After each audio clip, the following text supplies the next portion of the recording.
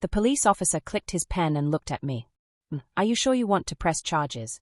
My boss stood 3 feet away, face purple with rage, practically vibrating. Stephanie, if you do this, you're fired. Do you understand me? Fired. I looked at Derek, the guy who'd been sitting in my $1,800 Herman Miller errand chair for the past 2 days, smirking like he'd won some kind of game. Then I looked back at the officer and smiled. Absolutely. I want to press charges. The smirk evaporated from Derek's face. My boss exploded. And I walked out of that office carrying my chair like a trophy, leaving behind the shortest job I'd ever had and the most satisfying firing of my life. My name is Stephanie. I'm 29 years old. And this is the story of how stealing my chair cost a man his entire career. 3 days earlier, I'd walked into Sentinel Security Systems in Austin, Texas, with that new job optimism that makes you ignore red flags. The office smelled like burnt coffee and desperation. Fluorescent lights hummed overhead. Cubicles stretched across the floor like a beige prison. I'd landed a sales position selling access control systems and CCTV equipment. Not glamorous, but the commission structure looked promising and I needed the work after my previous company downsized. You'll be here, the office manager said, gesturing to a cubicle near the back. Standard desk, outdated computer, and a chair that looked like it survived the Reagan administration. I sat down. The fabric was stained. One armrest hung at an angle. When I leaned back, something inside made a sound like grinding bones. This chair is broken, I said. The office manager shrugged. Take it up with management. We don't have budget for new furniture. I'd spent the last 5 years developing chronic back pain from cheap office chairs. My physical therapist had been explicit: invest in proper support or pay for it later in medical bills.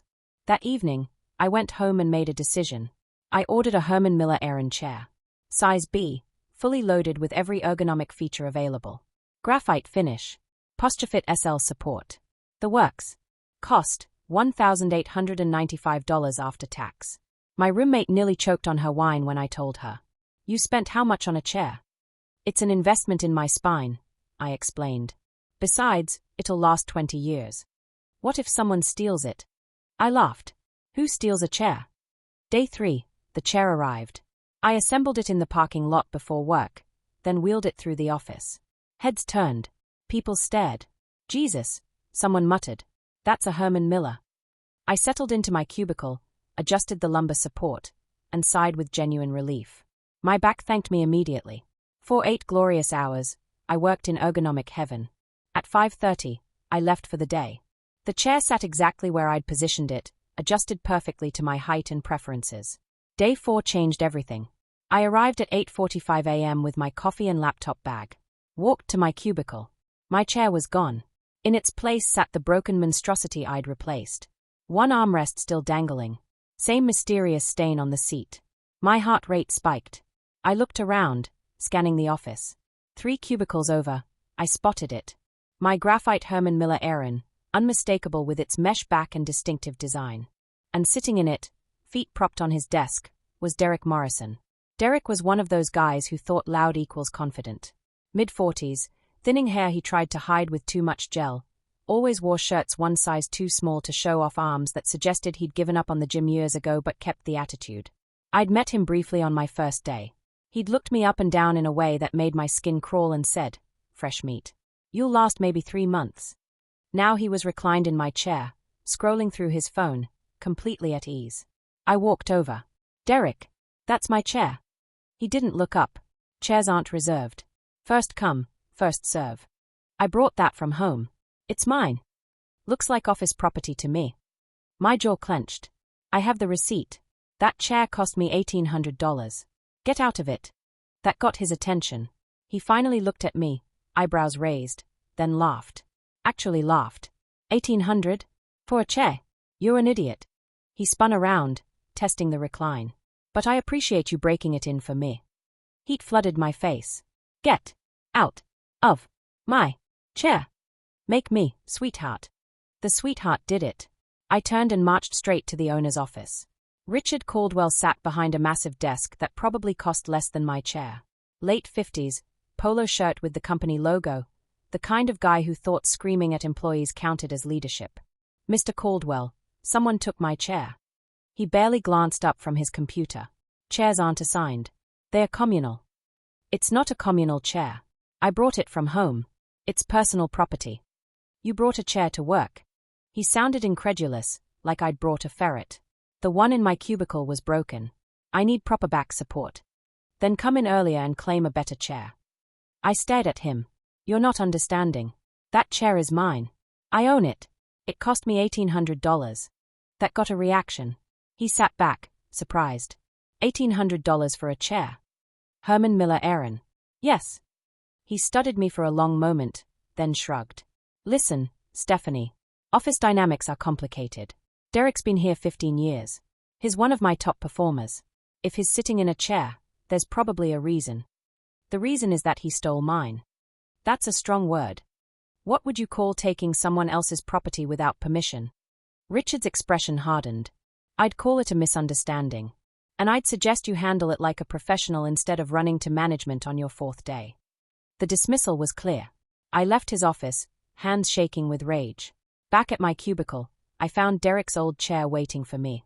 Ripped fabric. Broken hydraulics.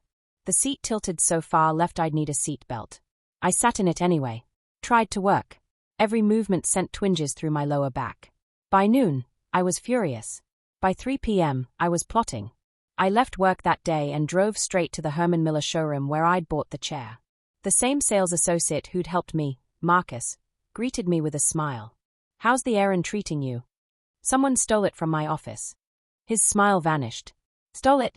Like, actually stole it. Took it from my cubicle. Refuses to give it back. Marcus shook his head, disgusted. People are unbelievable. You have the receipt, right? In my email. But I need documentation. Something official. He understood immediately. Every errand has a unique serial number stamped under the seat. I can pull up your purchase record with that number. It's registered to you. We spent 20 minutes documenting everything.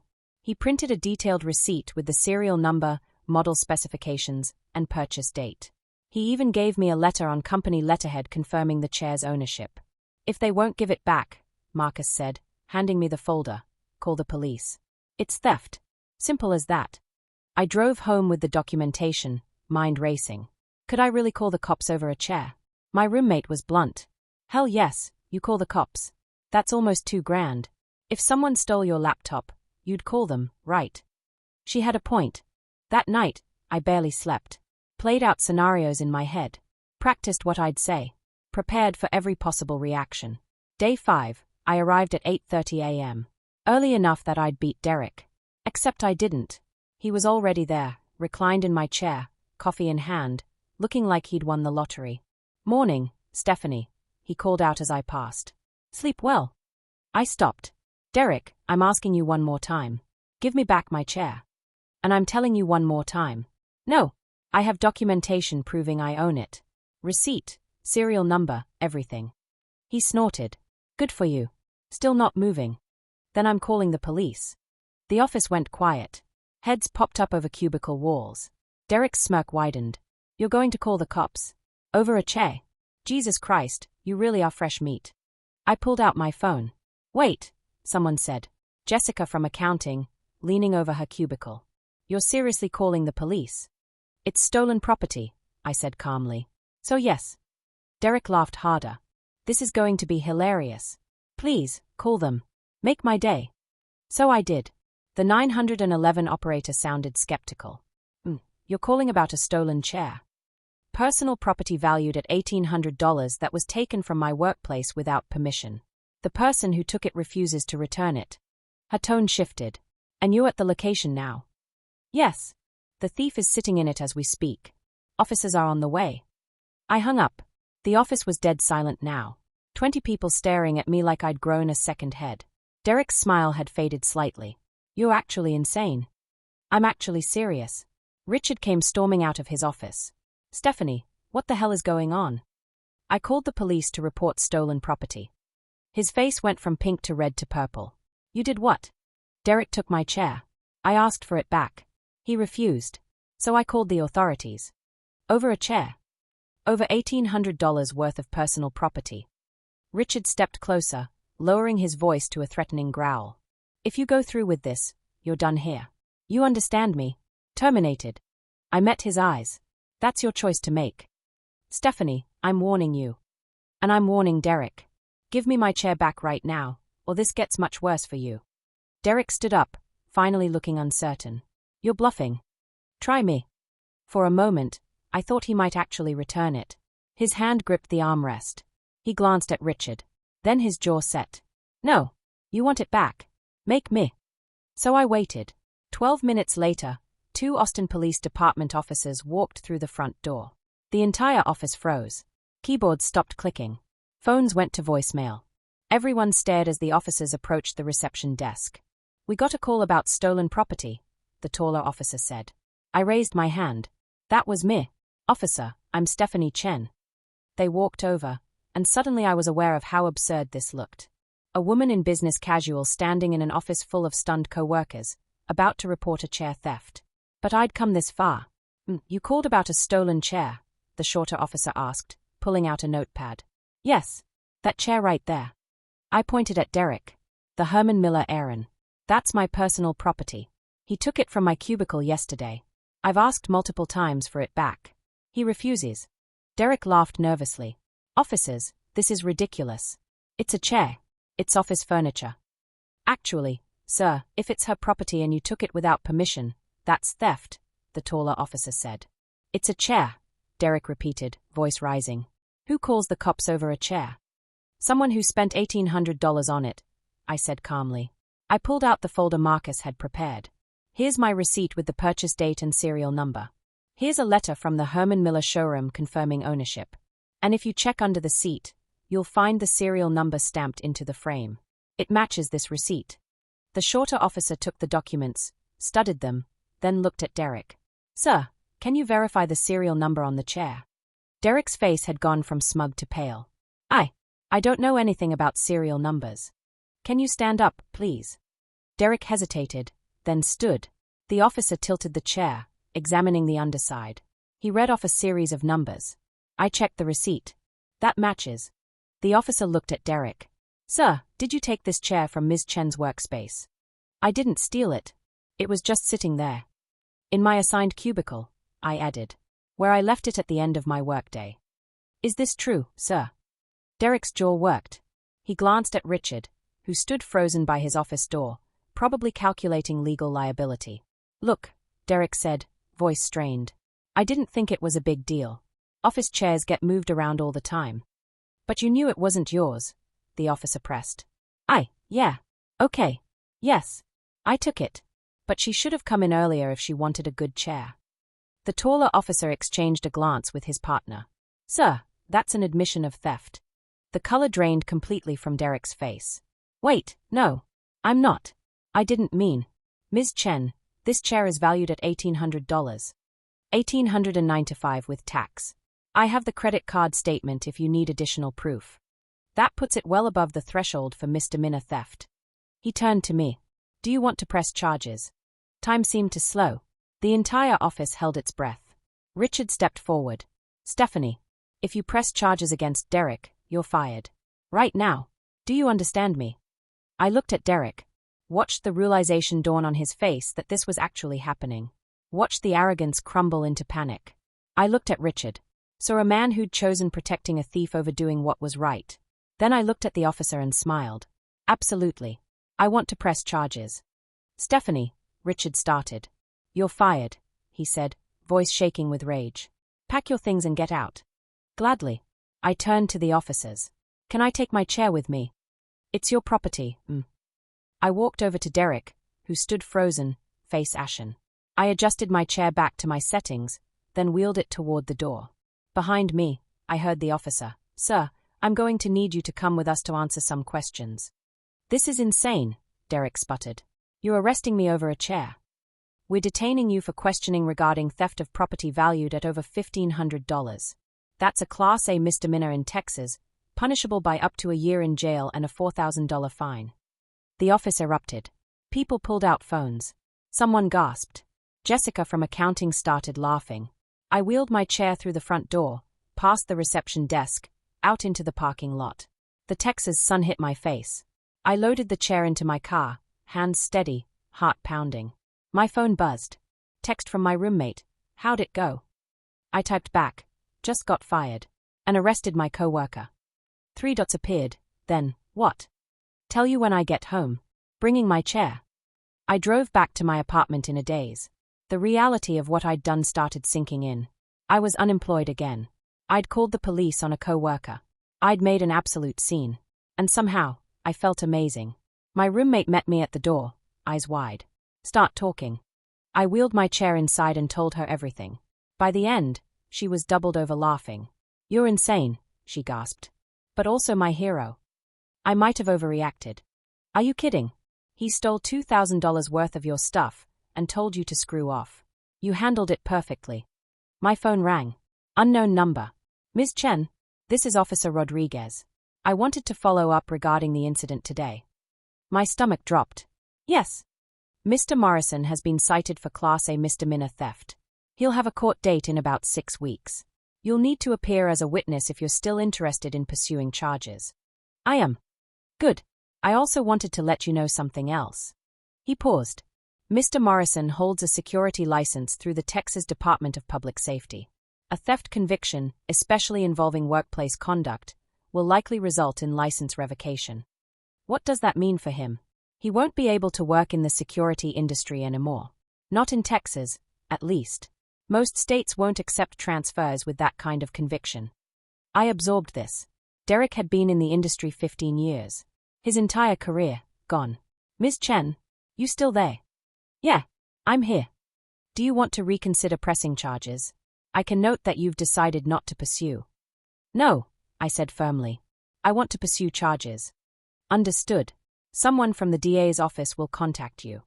Over the next 2 weeks, I learned exactly what I'd set in motion. Derek hired a lawyer who tried to get the charges dropped.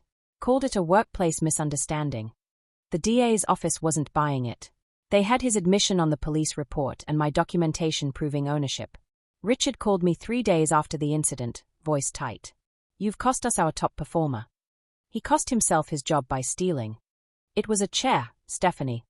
It was my property, valued at nearly $2,000. You chose to protect a thief instead of doing the right thing. He hung up. Word spread through the Austin security industry. My LinkedIn blew up with messages. Half were supportive, calling Derek's behavior inexcusable. The other half called me vindictive and petty. I didn't care. Jessica from accounting reached out via Facebook. Half the office thinks you're crazy. The other half wishes they had your spine. Derek's been a bully for years. You're not the first person he's pulled this crap on. Why didn't anyone stop him? Richard protected him. Derek brought in big accounts. Company made exceptions. Not anymore. The court date arrived 6 weeks later. I showed up in a business suit, my documentation folder under my arm. Derek sat across the courtroom with his lawyer, looking smaller than I remembered. The arrogance was gone. In its place was exhaustion. The proceedings were brief. My testimony was straightforward. Derek's lawyer tried to argue it was a misunderstanding, that office culture treated equipment as communal. The judge wasn't impressed. Mr. Morrison, you admitted to taking property you knew wasn't yours. That's theft. The value exceeds $1,500, making this a Class A misdemeanor. Derek was convicted, sentenced to 6 months probation, 80 hours community service, and ordered to pay restitution for my time and legal costs. More importantly, his security license was revoked. I walked out of that courthouse and sat in my car for a long moment. Thought about Derek's face when the judge read the sentence. Thought about Richard's furious phone call. Thought about the LinkedIn messages calling me extreme. Then I thought about the smirk on Derek's face when he'd told me to make him give back my chair. I didn't feel guilty. That night, my roommate opened a bottle of wine. To Stephanie, chair defender and workplace vigilante. I laughed, but she wasn't entirely wrong. The story spread beyond Austin. Someone posted about it on Reddit. It went viral. Thousands of comments arguing whether I'd been justified or ridiculous. Most people sided with me. Play stupid games, win stupid prizes. One top comment read. He literally admitted to stealing her property and told her to F off. What did he expect? Others thought I'd gone too far. Calling the cops over a chair is insane.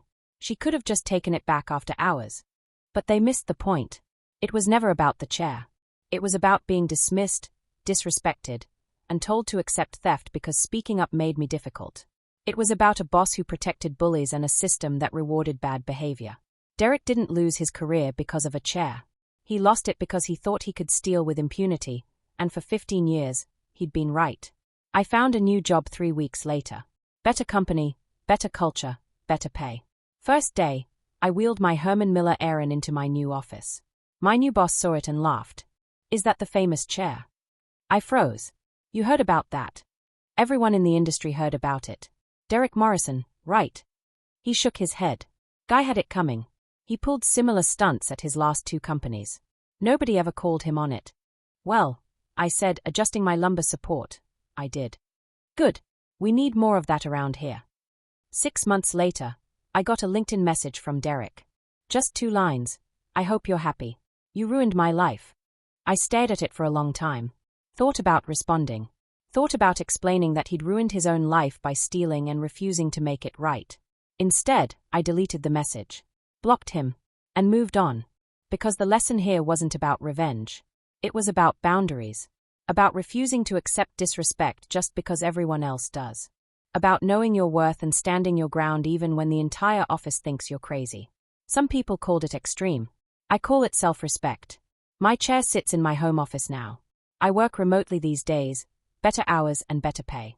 Every time I sit down, I remember Derek's face when those officers asked if I wanted to press charges. I smile. Not because I destroyed his career, but because I refused to be another person he walked over. The message is simple: don't take what isn't yours. And if you do, don't be surprised when someone makes you pay for it. $1,800 for a chair seemed excessive to everyone. Until it taught a 15-year industry veteran that consequences exist. That's the most valuable lesson that chair ever provided. And honestly, it was worth every penny. My name is Stephanie. Someone stole my chair. So I had them arrested. Call me crazy, but I'd do it again.